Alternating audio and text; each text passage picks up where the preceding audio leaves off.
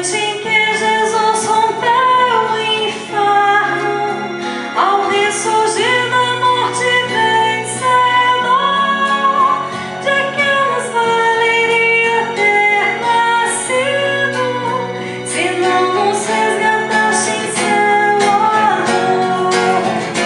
Ó noite de alegria verdadeira, de unir de novo o céu, a terra inteira. Ó Deus, com estupenda caridade, vemos no vosso gesto fulgurar. Não hesitais em dar o próprio Filho, para a culpa dos servos resgatar. Ó pecado de ego indispensável, pois o Cristo deixou em seu amor a culpa tão feliz que é merecido, a graça de um tão grande Redentor. Ó noite de alegria verdadeira, de unir de novo o céu, a terra inteira. Pois esta noite lava todo crime, liberta o pecador dos seus grilhões, dissipa o ódio e dobra os poderosos, enche de luz e paz os corações.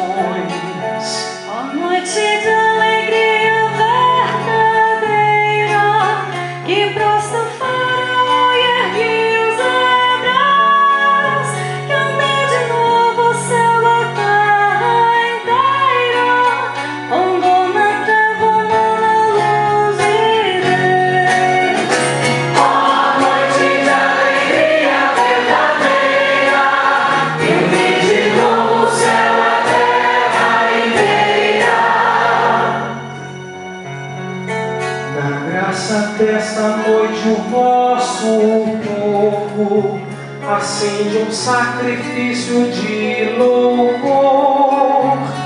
Acolhei, ó Pai Santo, fogo novo, não perde ao dividir-se o seu fulgor. A ser a Virgem também generosa, ao Cristo ressurgido trouxe a luz, enche logo a coluna luminosa, e o vosso povo para o céu conduz. Ó noite de alegria verdadeira, de unir de novo o céu, a terra inteira. O círio que acendeu as nossas velas, possa esta noite toda fulgurar, misture sua luz às estrelas.